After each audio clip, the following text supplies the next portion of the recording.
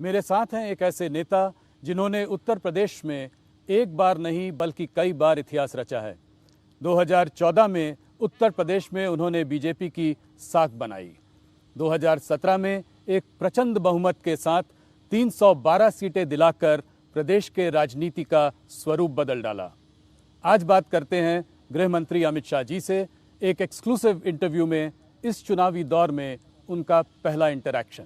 अमित शाह जी, आपको न्यूज़ 18 को पहला एक्सक्लूसिव इंटरव्यू इस चुनावी दौर में देने के लिए बहुत बहुत धन्यवाद।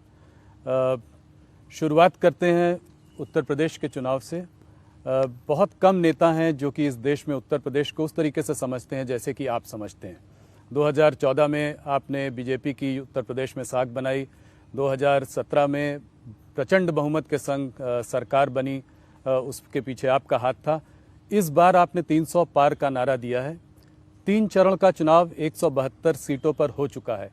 उसको देखते हुए आप क्या कहेंगे आज? देखिए, 3 चरण का जो चुनाव हो रहा है और बाकी जो चुनाव है, मैं उत्तर प्रदेश में जब हमारी जन विश्वास यात्रा घूमी, विजय संकल्प रैलियां हुई, मैं पूरे उत्तर प्रदेश का दौरा कर आज यहाँ आपके सामने बैठा हूँ। उत्तर प्रदेश में बहुत बड़े बहुमत के साथ भारतीय जनता पार्टी की सरकार बनने जा रही है।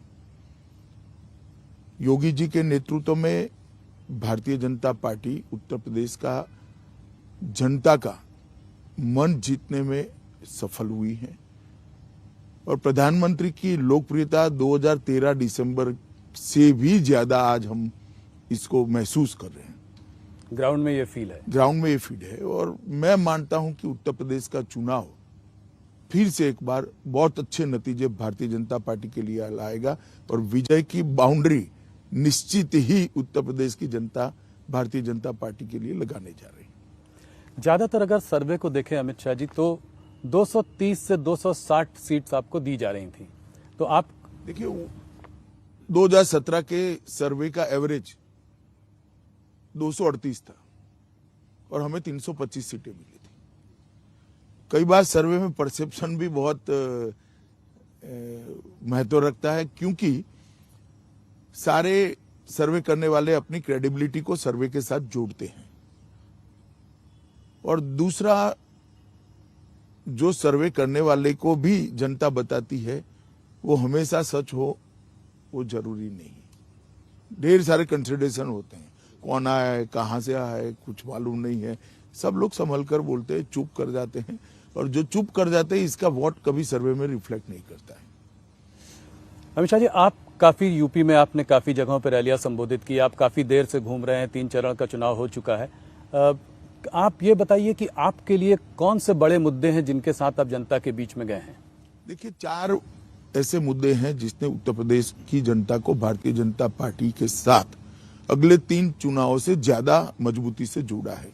सबसे पहला मुद्दा है लॉ एंड ऑर्डर, दूसरा मुद्दा है गरीब कल्याण का, तीसरा मुद्दा है उत्तर प्रदेश के अंदर विकास, इंफ्रास्ट्रक्चर हो, पीने का पानी हो, स्वास्थ्य की सुविधा हो या बिजली पहुंचना हो, और हमारा चौथा मुद्दा है कि हमने जिस प्रकार से उत्तर प्रदेश के अंदर एडमिनिस्ट्रेशन में परिवर्तन किया है, ये बहुत बड़ा मुद्दा है। तो लॉ एंड ऑर्डर बड़ा मुद्दा है, हमारा गरीब कल्याण का मुद्दा भी बड़ा है, विकास भी बड़ा मुद्दा है, और लोगों को ऐसा मालूम कराने में हम सफल हुए हैं कि हमारी सुनवाई हो रही है। ये बहुत महत्वपूर्ण बात है उत्तर प्रदेश के लिए, क्योंकि बसपा सपा की जो सरकारें चलती थी, जो जातिवाद के आधार पर चलती थी, परिवार के वाद के आधार पर चलती थी, वो सरकारों में कभी भी जनता की सुनवाई नहीं होती थी। एक सरकार आती थी, एक जाति का काम करती थी, दूसरी सरकार आती थी, दूसरी जाति का काम करती थी। जनता को कहीं से न्याय मिलने की उम्मीद खत्म हो गई थी और धीरे धीरे इसको वास्तविकता मानकर लोगों ने स्वीकार भी लिया था। परंतु मोदी जी के नेतृत्व में जो 2014 में परिवर्तन हुआ, उसके बाद एक आशा बनी और ये आशा को फलीभूत होते हुए आज लोग देख रहे हैं। तो सबसे बड़ा मुद्दा आप लॉ एंड ऑर्डर का मानते हैं, सुरक्षा का मानते हैं? मैं उत्तर प्रदेश में लगभग 2013 की मई से लेकर 2000 की काउंटिंग तक कार से हर जिला छोड़ दीजिए, हर ब्लॉक तक लगभग गया हूँ। कोई सोनभद्र के 1-2 ब्लॉक छूट गए हो, हर ब्लॉक तक मैं गया हूँ। मैं आपको बता सकता हूँ, उत्तर प्रदेश के अंदर थाने में जाते ही एफआईआर रजिस्टर हो जाएगा, इसको कल्पना मानी जा सकती। सपा आती थी तो एक धर्म विशेष के लोगों को कुछ भी करने का अधिकार होता था। पश्चिम में किसानों के घर के सामने बैठी हुई बांधी हुई भैंसे छोड़कर ले जाते थे, किसान उफ नहीं कर पाता। हमने स्थिति देखी है। मेरठ से कई सारे लोगों ने दिल्ली में किराए के फ्लैट लेकर बच्चियों को यहां पढ़वाना शुरू किया था, वहां से पलायन हो रहा था। करोड़ों रुपए की लोगों की भूमि गुंडे कब्जा कर बैठ गए थे। आज योगी जी की सरकार बनने के बाद डकैती के अंदर 72% की कमी आई, लूट के अंदर 62% की कमी आई, अपहरण के अंदर 29% की कमी आई और बलात्कार के मामले में 50% की कमी। ये बहुत बड़ा मुद्दा उत्तर प्रदेश के। आज एक ही समय ऐसा है जब आजम खान, अतीक अहमद और मुख्तार अंसारी तीनों जेल में। उत्तर प्रदेश की जनता ये सोच नहीं सकती जी कि जो उनको परेशान करने वाले थे बेचारे बनकर आज जेल की रोटियां तोड़ रहे और वो एक चैन की सांस ले रहे। एक भी जिले में कोई बाहुबली नहीं है, एक भी जिले में कोई माफिया नहीं है। हर जनपद में माफिया हुआ करते थे और लगभग 2000 करोड़ की संपत्ति जी सरकारी संपत्ति से, गरीबों की संपत्ति को अलग से 2000 करोड़ की संपत्ति ये माफियाओं ने कब्जाई थी। इसको हमने मुक्त कराने का काम किया। मैं मानता हूं ये बहुत बड़ी उपलब्धि, जनता इसको एक्नॉलेज कर रही है। आज कानपुर शहर में रात को 12 बजे मैंने बच्चियों को स्कूटी पर जाते हुए देखा है, मन को बड़ा संतोष होता है। मैं कुछ दिन पहले की बात करता हूं जी। मैं एक होटल में ठहरा था, उसकी खिड़की से रात को 12 साढ़े 12 बजे मैं रोड देख रहा था। कई बच्चियां स्कूटी लेकर कानपुर में रात को 12 बजे अकेली जा रही थी। तो मैं मानता हूं ये बहुत बड़ा मुद्दा है और जनता इसको एक्नॉलेज कर रही है और वोट में कन्वर्ट भी हो रहा है। तो ये लॉ एंड ऑर्डर का मुद्दा बहुत बड़ा है। अभी जो है प्रधानमंत्री ने एक टेररिज्म का मुद्दा उठाया है। आज हरदोई से उन्होंने बोला, अभी अहमदाबाद में ब्लास्ट केस हुए तो उसमें 38 लोगों को फांसी की सजा और करीब 11 लोगों को आजीवन कारावास हुआ है। आज उन्होंने हरदोई से इस बात को उठाया और उन्होंने कहा कि सपा और बासपा के राज में इन टेररिस्ट लोगों को छोड़ दिया जाता था। नहीं, 11 ऐसे मामले हैं जी सपा बसपा के राज में जिसमें पोटा और यूएपीए लगाया था, उसको विड्रॉ कर लिया गया, जिसमें संकट मोचन के बम ब्लास्ट से लेके बहुत सारे मामले सेंसिटिव टाइप। आप देश की सुरक्षा के लिए क्या सोच रखते हो, उसका जवाब उत्तर प्रदेश की जनता को सपा बसपा ने देना पड़ेगा। अब आप एक बात समझ लीजिए कि जिन पर पोटा और यूएपीए लगा है या तो आतंकवाद विरोधी कानूने लगे, वो हटाकर केस को हल्का कर आप किसकी मदद करना चाहते हो और क्यों करना चाहते हो? सिर्फ और सिर्फ वोट बैंक के लिए? तो क्या बाकी के लोगों के वोट नहीं है? जो विक्टिम है उनके वोट नहीं है? और ये फील पूरे उत्तर प्रदेश में है और कांग्रेस के शासन में भी ढेर सारे ऐसे मामले आए देश भर में। आज मोदी जी के मुख्यमंत्री रहते आज एक केस इतने कम समय के अंदर, बम ब्लास्ट के सारे केसों का एनालिसिस कर लीजिए, बहुत कम केसों में सजा हुई है और इतनी बड़ी सजा की मात्रा जिसको पुलिस ने एज अ प्रोसिक्यूशन एफिशिएंसी के साथ कोर्ट को कन्विंस किया, कोर्ट ने एविडेंस को अप्रिशिएट करने के बाद सजा दी। तो टेररिज्म के मामले में भी सपा बसपा ये जातिवादी और तुष्टीकरण करने वाली पार्टियों का रवैया लचर रहा है। आप तुष्टीकरण की जब बात करते हैं तो आपका इशारा मुसलमानों और यादवों से है। जब आप योगी जी ने अभी बात की थी कि ये चुनाव जो है 80% और 20% का चुनाव है, तो क्या इसका मतलब मुसलमान वर्सेस हिंदू का चुनाव देख रहे हैं आप? मुझे लगता है इनके बैक ऑफ द माइंड कोई वोट प्राप्त करने वाला वो रहा होगा। मैं नहीं मानता कि हिंदू और यादव इस प्रकार से गिनकर, मुस्लिम और यादव इस प्रकार, कोई वोट प्रतिशत सपा का कितना रहा, क्या रहा, इसके हिसाब से करा होगा मुझे। पर आपको ये नहीं लगता कि चुनाव में पोलराइजेशन हो रहा है? पोलराइजेशन जरूर हो रहा है, गरीब पोलराइज हो रहा है, सलामती फील करने वाले लोग पोलराइज हो रहे हैं। 18-18 योजनाएं 20-20 सालों की एवरेज से लंबित थी सिंचाई की, तो किसान भी पोलराइज हो रहा है। ढेर सारे किसानों को आज किसान कल्याण निधि का पैसा मिल रहा है, 23,000 करोड़ रुपया मिला है, तो वो पोलराइज हो रहे हैं। तो पोलराइजेशन तो मैं ढंग से देख रहा हूं। पर हिंदू मुसलमान पोलराइजेशन नहीं देख रहे हैं। देखिए, वोट देने की पैटर्न को पोलराइजेशन नाम मत दीजिए। हमारी ओर से हमने कोई कसर नहीं की। जो लाभ प्राप्त करने के लिए जिनका अधिकार था वो सभी को हमने लाभ दिया है, फायदा दिया है, irrespective of caste and community, irrespective of religion. धर्म और जाति को आपने उसमें कभी जरा भी नहीं। प्रधानमंत्री जी की हर योजना में मैं बताता हूं, हमने उत्तर प्रदेश के अंदर 1,67,00,000 माताओं को गैस दिया है। इसमें सब लोग हैं जी, सब लोग हैं। 2,62,00,000 घरों में शौचालय नहीं थे, आप कल्पना कर सकते हैं? जी, 2,62,00,000 घरों की माताएं कितनी शर्म हर रोज सुबह महसूस करती हो। आज वो सम्मान के साथ अपने घर में ही जी रही। प्रधानमंत्री मातृवंदना योजना का 40 लाख माताओं को फायदा हुआ है। 1,41,00,000 घर ऐसे थे जिसमें यूपी में आजादी के 70 साल के बाद बिजली का लट्टू भी नहीं था, कनेक्शन ही नहीं था। 1,41,00,000 घरों में बिजली पहुंचाने का काम नरेंद्र मोदी जी ने किया है। 2,68,00,000 एलईडी के लट्टू बांटे गए हैं।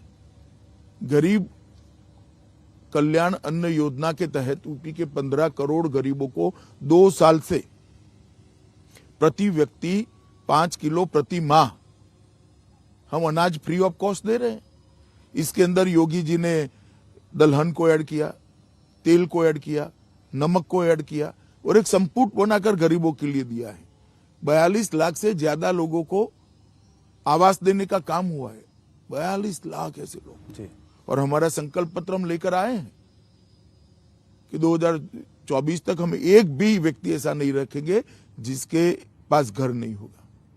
स्वनिधि योजना के तहत लगभग 8,80,000 स्ट्रीट वेंडर को लोन देने का काम भारतीय जनता पार्टी की योगी सरकार ने किया।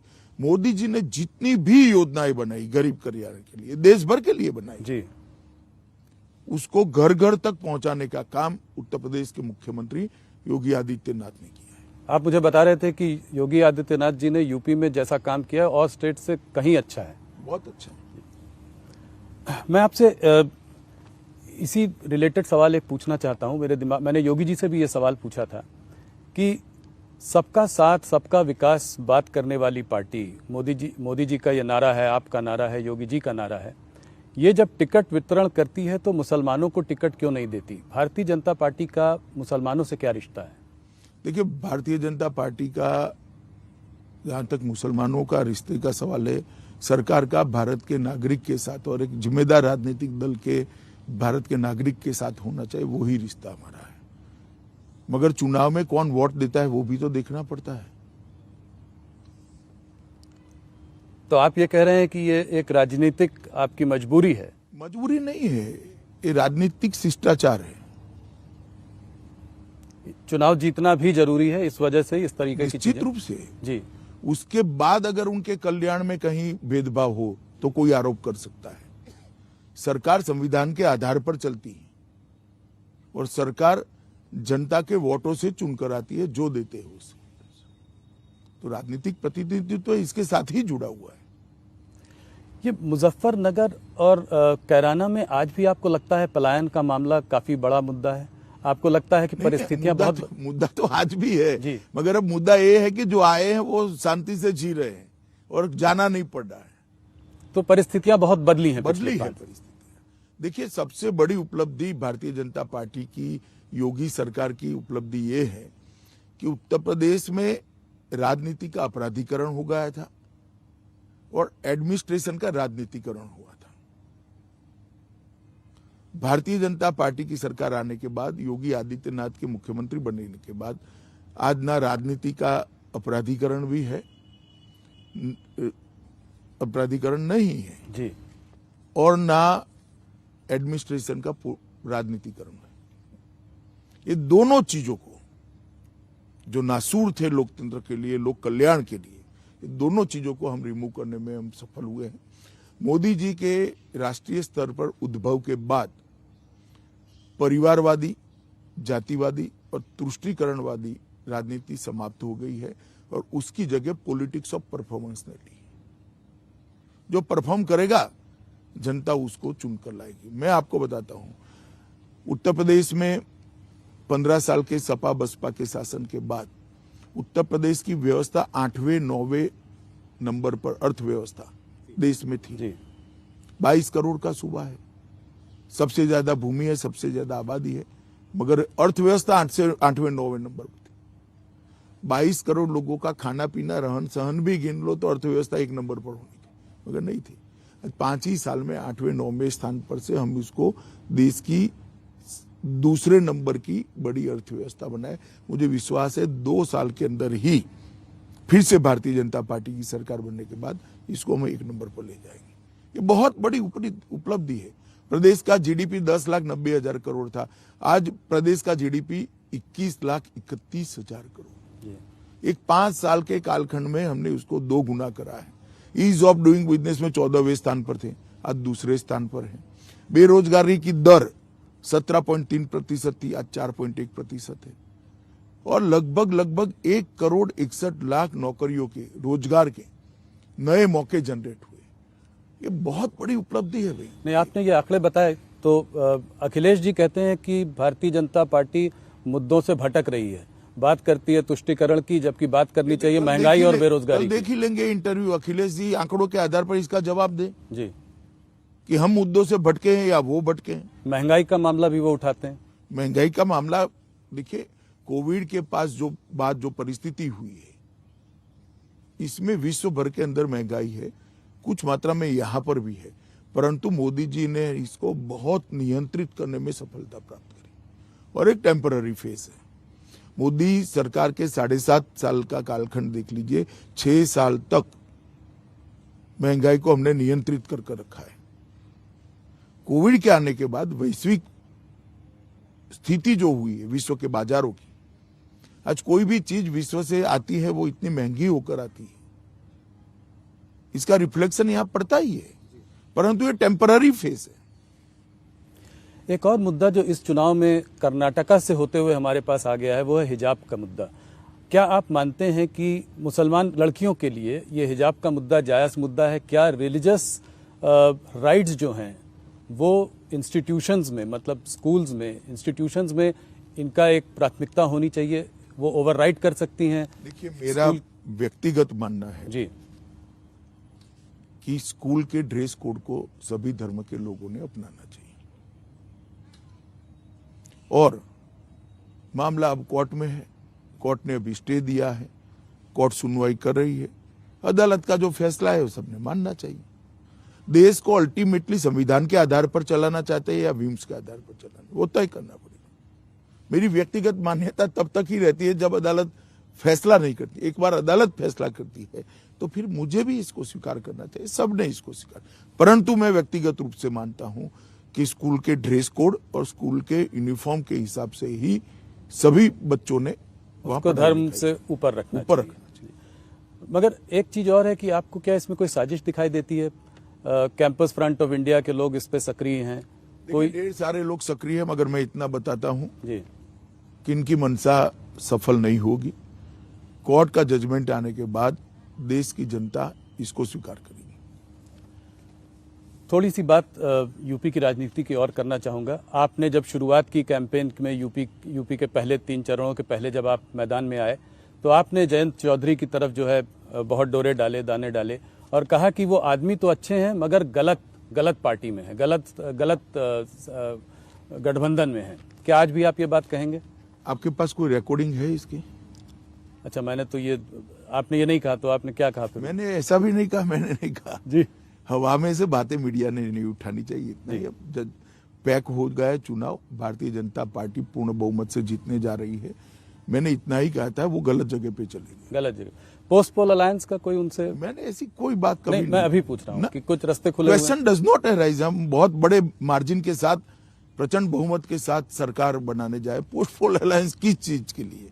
हमारा प्री पोल अलायंस है 2 पार्टियों के साथ जी, और हमारी परंपरा है कि हम बहुमत स्वतंत्र रूप से भी पाते हैं तो एनडीए के साथ ही हमारी सरकार में होते हैं और हमें किसी की जरूरत ही नहीं पड़ने वाली। हम पूर्ण बहुमत के साथ, प्रचंड बहुमत के साथ जीतने वाले हैं। कुछ लोग जो आपको छोड़कर गए, 3 मंत्री और कुछ एमएलए, उन लोगों ने इस चुनाव को दूसरा कलर देने की कोशिश की। उन्होंने कहा ये चुनाव 80-20 नहीं 85% वर्सेस 15% का है, बैकवर्ड वर्सेस फॉरवर्ड। ये चुनाव में 100% मतदाताओं का महत्व है जी, परंतु मैं मानता हूं कि जो छवि बनाई जा रही थी कि पिछड़ा समाज में बिखराव है, मैं 3 चरण में घूमकर आ रहा हूं। मैं बताता हूं, मोदी जी की गरीब कल्याण योजनाओं ने ये चुनाव का पूरा चित्र बदल दिया है।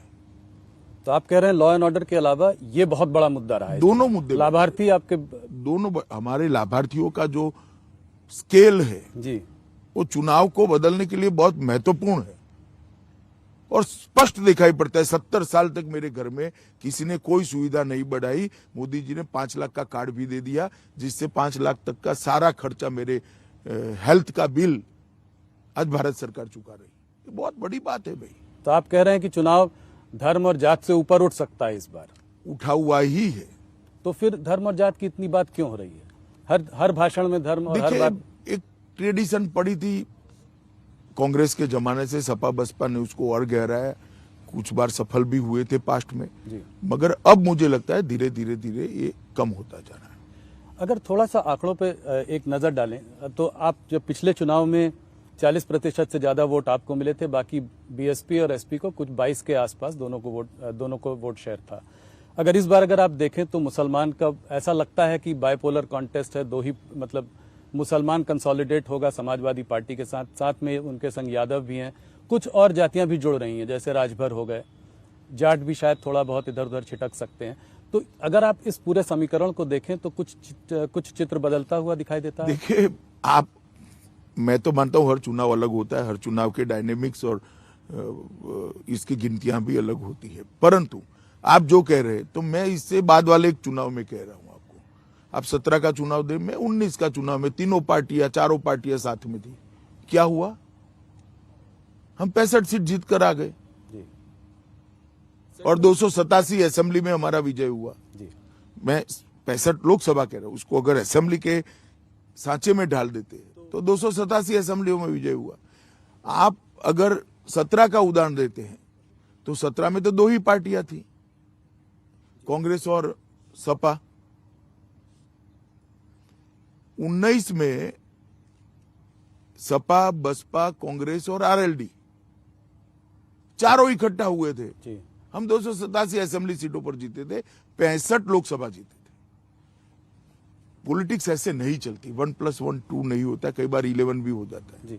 पर कहते हैं कि जो स्टेट का इलेक्शन अलग तरीके से लड़ा जाता है, सेंटर का इस तरीके से आप जातियों को जोड़कर स्टेट का नंबर नहीं निकाल सकते। नहीं, देखिए 2014, 17, 19 उत्तर प्रदेश की जनता ने एक ही रास्ते पर नरेंद्र मोदी जी के नेतृत्व का थप्पा लगाने का काम करा है और मुझे पूरा भरोसा है कि 22 में भी मोदी जी के नेतृत्व में हम प्रचंड बहुमत के साथ जुड़कर आएंगे और इसके साथ मोदी जी के साथ साथ इस बार योगी जी ने जो काम किया है वो भी हमारी बड़ी पूंजी बनी हुई। मायावती को आप किस तरीके से देखते हैं? बीएसपी को इस चुनाव में आप कैसे देखते हैं? ज्यादा सुनाई नहीं पड़ रही है, ज्यादा हाई प्रोफाइल कैंपेन नहीं है। देखिएगा, बीएसपी ने अपनी रिलेवेंसी बनाई हुई है। आप कह रहे हैं कि वोट आएंगे? मैं मानता हूं वोट आएंगे और सीट्स भी आएंगी। सीट्स में कितना कन्वर्ट होगा वो मालूम नहीं, मगर वोट जरूर आएंगे।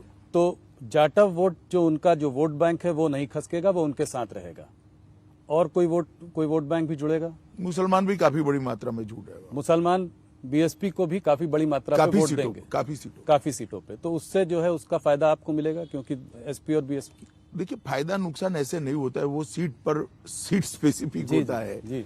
इस प्रकार का आकलन नहीं लग सकता पॉलिटिक्स में, परंतु बीएसपी की रिलेवेंसी खत्म हुई है, वो बात ठीक नहीं है। पर मायावती और बीजेपी का कोई गठबंधन होने का कोई पॉसिबिलिटी, कोई आगे जाकर गठबंधन तो की तालमेल राहुल भाई आप समझते नहीं, गठबंधन की जरूरत ही नहीं है। हम प्रचंड बहुमत से आप स्वयं ही सरकार बनाने जा रहे हैं। समर्थन तो बाद में अच्छा काम करने में सबका चाहिए, सपा का भी चाहिए जी, ओपोजिशन का रत्नात्मक समर्थन तो चाहिए ही चाहिए, परंतु सरकार बनाने के लिए किसी की जरूरत नहीं पड़ेगी। भारतीय जनता पार्टी अकेले बहुमत प्राप्त करेंगी। हमारे पास जो दल है, 2 दल है, वो भी अच्छी सीटें प्राप्त करेंगे।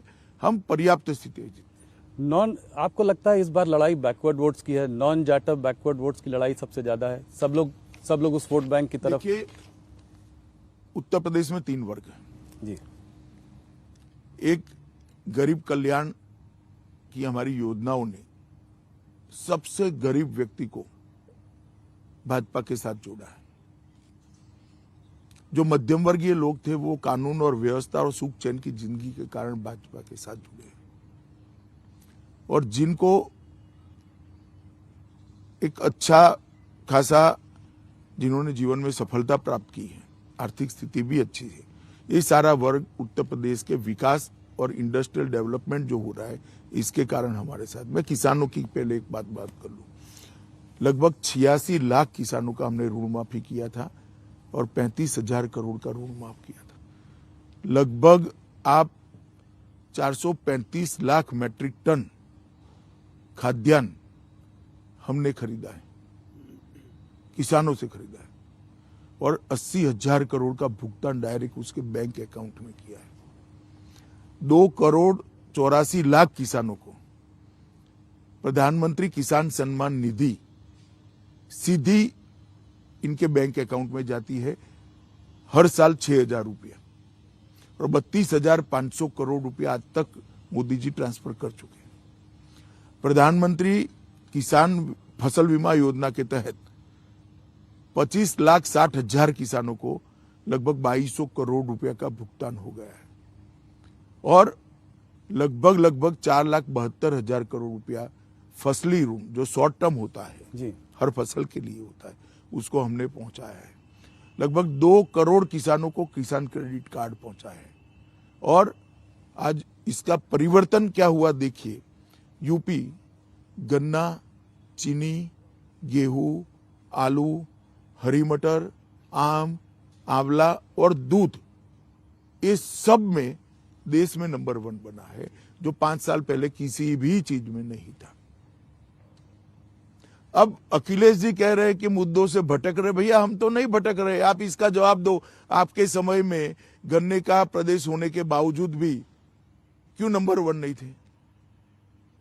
दूध का उत्पादन इतना ठेठ पानी होने के बावजूद भी क्यों नंबर 1 नहीं थे? गेहूं में क्यों नंबर 1 नहीं थे? आप बताओ।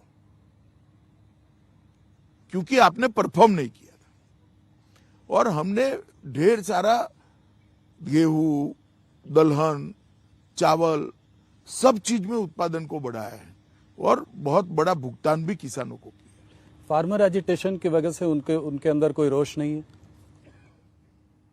देखिए, एक परसेप्शन बनाने का जरूर प्रयास किया गया, मगर सफल नहीं हुए। किसान हमारे साथ है। ब्राह्मण वोट बैंक की अगर बात करें तो इस बार ब्राह्मण वोट अखिलेश जी काफी जोरों में उनको वो करने की कोशिश कर रहे हैं, कह रहे हैं परशुराम जयंती भी हम मनाएंगे जब हम लोग आ जाएंगे। इस पर आप क्या देखते हैं? मैं इसको कहता हूं मुद्दों से भटकना। अब कह रहे हैं कि अखिलेश जी मुद्दों से भटक रहे हैं। भाई, जातिवाद की बात करना मुद्दों से भटकना ही तो हुआ। हम तो गरीब की बात कर रहे हैं, हम शहरी वोटर की बात कर रहे हैं, मध्यम वर्ग की बात कर रहे हैं। हमने तो जाति की बात नहीं करी कभी। इस चुनाव में आप ओवैसी फैक्टर को कितना बड़ा मानते हैं? उन्होंने बिहार में काफी डेंट किया। देखिए, ओवैसी जी देश भर में दौरा करते हैं, अपना विचार रखते हैं। इस बार उनके काफिले पर गोली भी चल गई। माइनॉरिटी को एड्रेस करते हैं वो जी, और उनको वोट भी मिलता है हर बार। बिहार में मिला था पर बंगाल में नहीं मिला।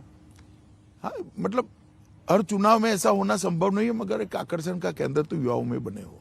और उनके ऊपर हमला भी हुआ था। हमला भी हुआ है जी, आप लोगों की लॉ एंड ऑर्डर सिचुएशन वहाँ अच्छी है, मगर उन पर हमला हुआ। देखिए, इंडिविजुअल घटना को लॉ एंड ऑर्डर के साथ मत जुड़िए। लॉ एंड ऑर्डर का मामला तब बनता है क्योंकि ओवैसी पर हमला हुआ है और हम किसी को न पकड़े तो 2 ही घंटों में दोनों लोगों को पकड़कर कानून के हवाले करने का काम भारतीय जनता पार्टी की सरकार ने किया है। और हमने जरा भी सिक्योरिटी असेसमेंट की मीटिंग 3 ही घंटे में हमने कराई और 8 ही घंटे में निर्णय कर उनको जेड सिक्योरिटी ऑफर करी। हालांकि उन्होंने नहीं ली वो अलग बात है, परंतु हमने हमारी ओर से कोई कसर नहीं छोड़ी है। योगी जी कह रहे थे कि अपने स्टेटमेंट्स पर भी आपको थोड़ा सा लगाम रखनी चाहिए, काबू रखना चाहिए। बोलते रहते हैं योगी कब तक रहेंगे, मोदी कब तक रहेंगे, कब तक बचाएंगे, जब चले जाएंगे तो हम देख लेंगे। चलिए, ये तो सबका अपना अपना विचार होता है, मगर मैं मानता हूं कि सुरक्षा हर एक व्यक्ति को मिलनी चाहिए और हमने इनको जेड सिक्योरिटी ऑफर करी। और आपको ये भी लगता है कि आकर्षण है उनका आज यूपी में? हाँ, मुस्लिम युवाओं में आकर्षण है ही है। तो वहां पे वो वोट काट सकते हैं मुसलमान। क्या होगा वो तो डिब्बे खुलेंगे तब का मालूम पड़ेगा। प्रियंका गांधी और कांग्रेस को आप कैसे देखते हैं इस चुनाव में? उन्होंने आकर महिलाओं के लिए आरक्षण की बात करी, कहा लड़की हूं, लड़ सकती हूं। तो आप कांग्रेस को इस चुनाव में कैसे देख रहे हैं? उनका 6% वोट शेयर था इस बार। एक बड़े राज्य में चुनाव अभी रिसेंट पास्ट में हुआ, वो कलकत्ते में हुआ जी, जहाँ 0 सीटें आई। तो आप कह रहे हैं 0 सीट? ऐसा मैं नहीं कहता, मैं एक इंगित करता हूं कि कांग्रेस का भविष्य क्या है। उनके पंजाब के मुख्यमंत्री चन्नी जी ने तंज कसा और प्रियंका जी उनके साथ थी, कहा कि किसी भैया को हम यहाँ नहीं आने देंगे सरकार बनाने के लिए। देखिए, कांग्रेस की आदत है जी, हर जगह अलग अलग बात करना, मगर मैं मानता हूं कि इस प्रकार का स्टेटमेंट स्वस्थ समाज के लिए ठीक नहीं है। पूरा एक देश है, जिसको गुजरात आना है वो गुजरात आ सकता है, यूपी आना है वो यूपी आ सकता है, रोजी रोटी के लिए, अपने कैरियर के लिए जिसको पंजाब जाना है वो पंजाब जा सकता है।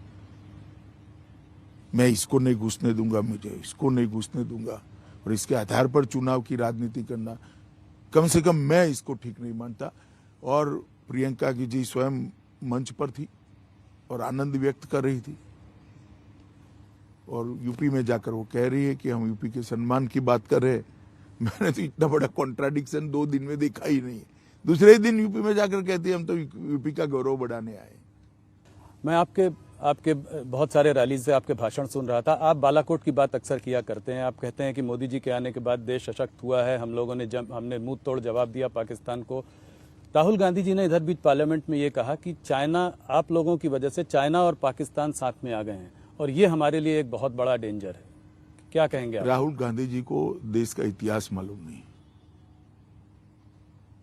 62 में क्या हुआ था और किसकी गलती के कारण हुआ था। चाइना ने जितने भी चैलेंज खड़े किए, हर चैलेंज का मुंह तोड़ जवाब नरेंद्र मोदी जी की सरकार ने, देश के प्रधानमंत्री ने दिया है।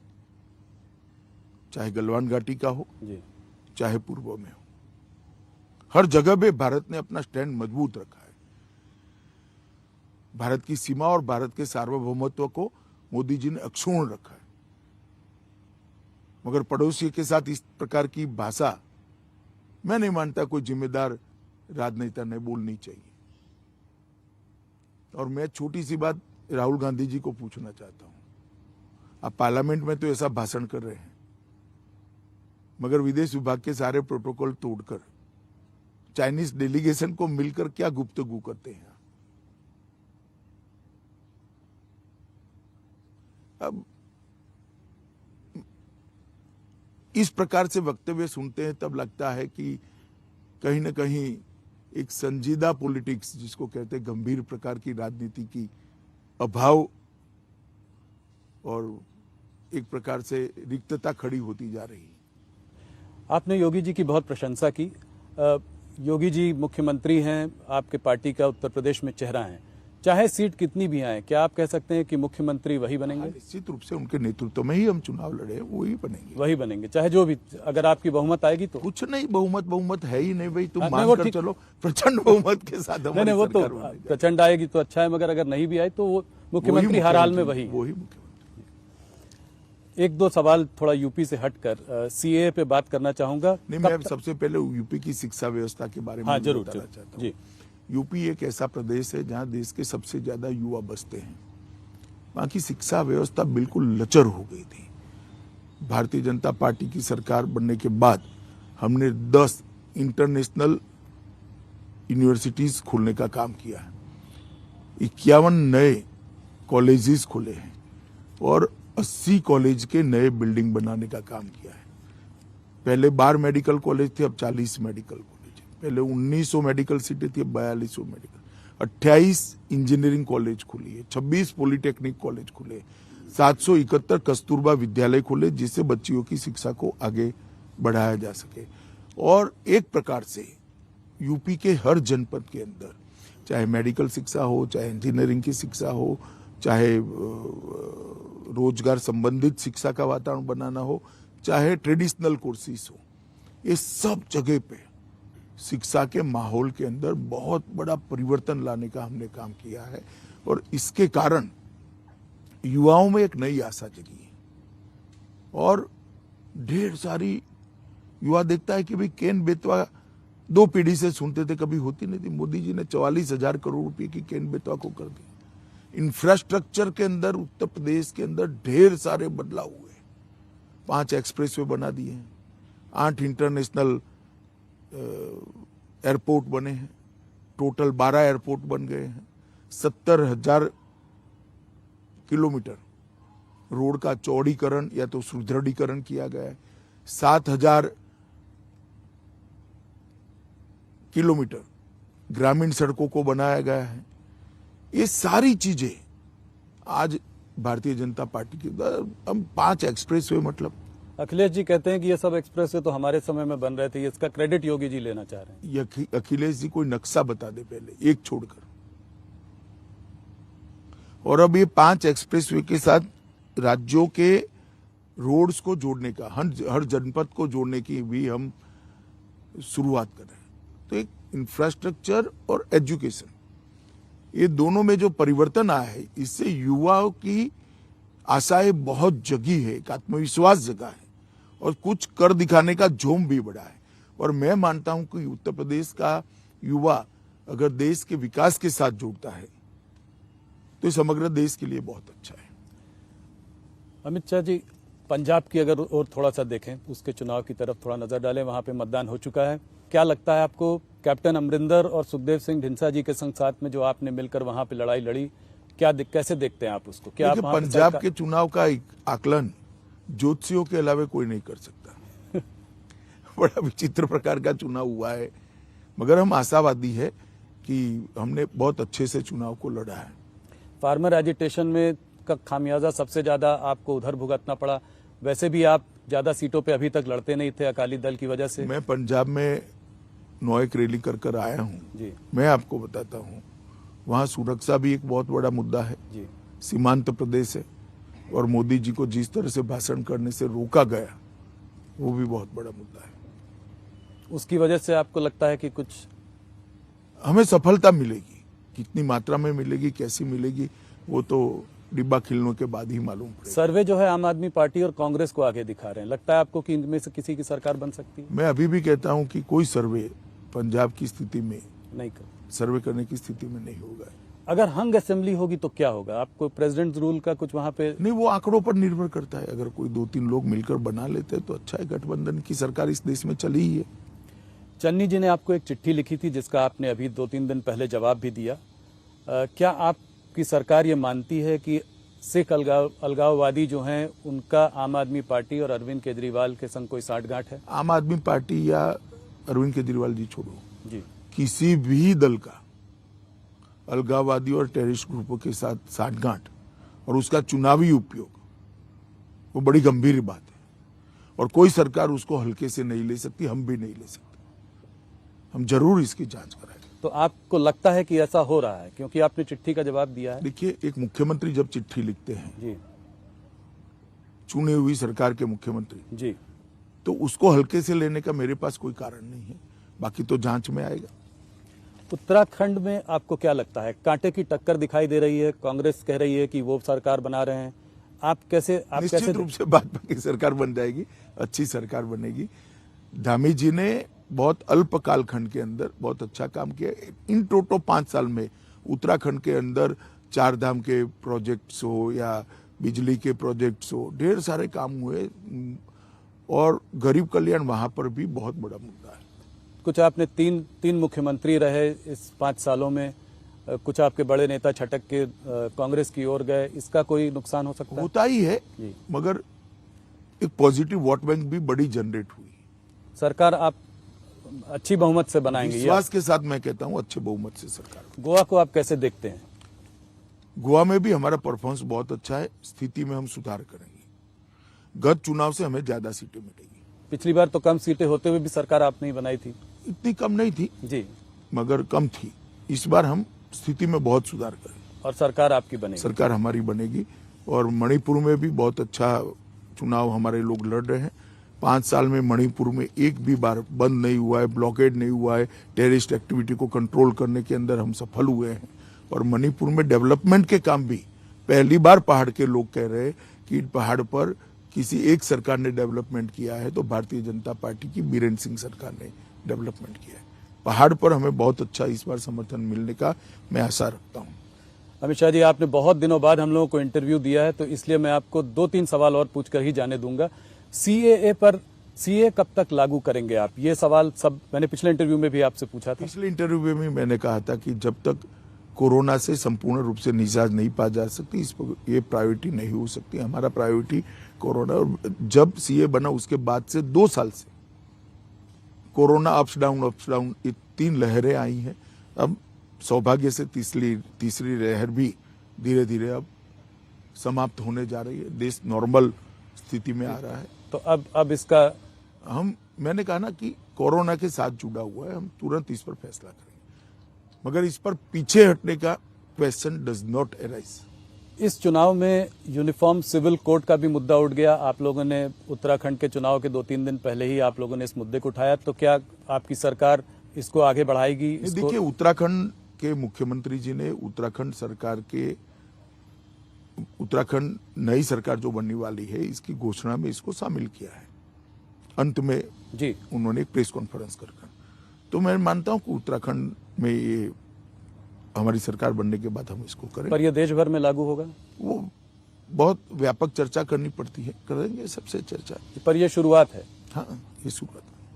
मैंने ये भी आपसे पिछली बार पूछा था, एक बार और पूछूंगा कि कश्मीर की जनता कब उम्मीद कर सकती है कि वहां चुनाव होगा?